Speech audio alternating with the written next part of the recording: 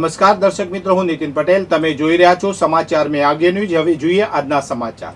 મહેસાણા સાંસદ હરિભાઈ પટેલે ઊંઝા ખાતે ગુજરાત સરકારના પૂર્વ મંત્રી અને પૂર્વ ધારાસભ્ય નારણભાઈ પટેલની મુલાકાત લીધી હતી. સાંસદે તેમના સ્વાસ્થ્ય અંગે ખબર અંતર પૂછ્યા હતા. પૂર્વ મંત્રી નારણભાઈ પટેલ છેલ્લા કેટલાક સમયથી નાદુરસ્ત તબિયત ધરાવે છે. આથી સાંસદ હરિભાઈ પટેલે તેમની રૂબરૂ મુલાકાત લઈ સ્વાસ્થ્યની પૃચ્છા કરી હતી. નારણભાઈ પટેલ ભારતીય જનતા પાર્ટીના પાયાના અને નિષ્ઠાવાન કાર્યકર્તા રહ્યા છે. તેમણે ઊંઝા શહેર અને વિસ્તારના વિકાસમાં મહત્વપૂર્ણ યોગદાન આપ્યું છે તેમજ પક્ષ અને સમાજ માટે નોંધપાત્ર સેવાઓ આપી છે. પાટણ નગરપાલિકાના વહીવટ સામે સવાલો ઉઠાવતી ઘટના ખરેખર ગંભીર છે.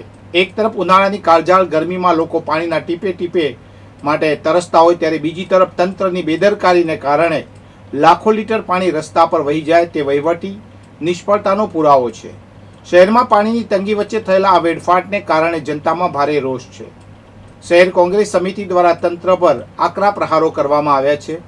ઉનાળામાં પાણીનો એક એક ટીમ્પુ કિંમતી છે, ત્યારે પાલિકાના અંધેર વહીવટને કારણે થતો આ વેડફાટ અટકાવવાનો અનિવાર્ય છે. ગાંધીનગર આસપાસના વિસ્તારોમાં લૂંટ અને ચોરીની ઘટનાઓ સતત વધી રહી છે. ગઈકાલે સાંજે અડાલત વિસ્તારમાં બાઇક સવાર બે અજાણ્યા ચેઇન સેનરોએ એક મહિલાને નિશાન બનાવી 2.40 લાખની કિંમતના સોનાના મંગલસૂત્રની ચીલઝડપ કરી હતી. મોહિનીબેન તેમની 24 વર્ષીય દીકરી સાથે ચાલવા નીકળ્યા હતા અને રોડ ડિવાઈડર પર બેઠા હતા. તે સમયે કાળા રંગના પલ્સર બાઇક પર બે શખ્સો આવ્યા હતા. મહિલાને લાગ્યું કે તેઓ કંઈ પૂછવા ઊભા રહ્યા છે, પરંતુ બાઇકની પાછળ બેઠેલા શખ્સે અચાનક ગળામાંથી મંગલસૂત્ર આંચકી લીધું હતું. મહિલાએ લૂંટારૂને પકડવાનો પ્રયાસ કર્યો અને એક સ્થાનિક યુવકે પીછો પણ કર્યો હતો, પરંતુ આરોપીઓ કેનાલ તરફ ભાગી છૂટ્યા હતા. અડાલત પોલીસે ગુનો નોંધી વધુ તપાસ હાથ ધરી છે. ગુજરાતમાં દારૂબંધીના કડક અમલ વચ્ચે સ્ટેટ મોનિટરિંગ સેલે કડીમાં બુટલેગરોનો મોટો પ્લાન નિષ્ફળ બનાવ્યો છે. ફિલ્મી ઢબે પીછો કરીને પોલીસે લાખોનો દારૂ ઝડપી પાડ્યો છે. એસએમસીના જય વિજયસિંહ અને તેમની ટીમને બાતમી મળી હતી કે 34 દારૂ ભરેલી એક ઇનોવા કાર કડી થોર રોડ પર અંડરપાસ પાસેથી પસાર થવાની છે. પોલીસે વોચ ગોઠવી, પણ જેવી કાર આવી કે ચાલકે ભાગવાનો પ્રયાસ કર્યો.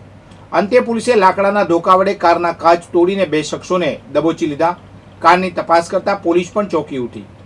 અંદરથી કિંગફિશર, કાર્લ્સબર્ગ બિયર અને મેજિક મોમેન્ટોના વોડકાનો જંગી જથ્થો મળી આવ્યો. બુટલેગરોએ પોલીસને છેતરવા માટે કાર પર GJ18BK 3215 નંબરની નકલી પ્લેટ લગાવી હતી. તપાસમાં ખબર પડી કે આ નંબર તો ફોર્ચ્યુનર ગાડીનો છે. કારની અંદરથી તેની અસલ નંબર પ્લેટ GJ08DD 9665 પણ મળી આવી હતી.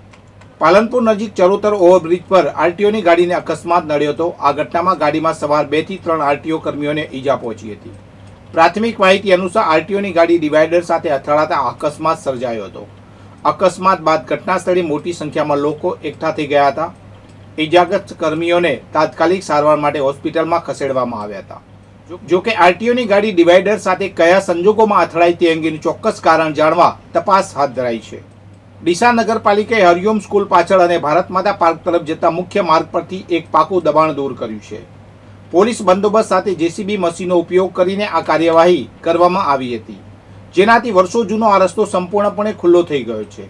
આ વિસ્તારમાં દબાણકારોએ લાંબા સમયથી ગેરકાયદેસર કબજો જમાવ્યો હતો, જેના કારણે સ્થાનિકો અને વાહન ચાલકોને અવરજવરમાં મુશ્કેલી પડતી હતી. અગાઉ પણ પાલિકા તંત્ર દ્વારા અહીં કાર્યવાહી કરીને આશરે 2400 ચોરસ મીટર જેટલી કિંમતી જગ્યા ખુલ્લી કરવામાં આવી હતી. મંગળવારે પાલિકાની ટીમ પોલીસ કાફલા સાથે ઘટના સ્થળે પહોંચી હતી. બાકી રહેલું આ પાકું દબાણ જેસીબી મશીન વડે તોડી પાડવામાં આવ્યું હતું. કામગીરી દરમિયાન કોઈ અનિચ્છનીય બનાવ ન બને તે માટે ચુસ્ત પોલીસ બંદોબસ્ત તૈનાત રાખવામાં આવ્યો હતો.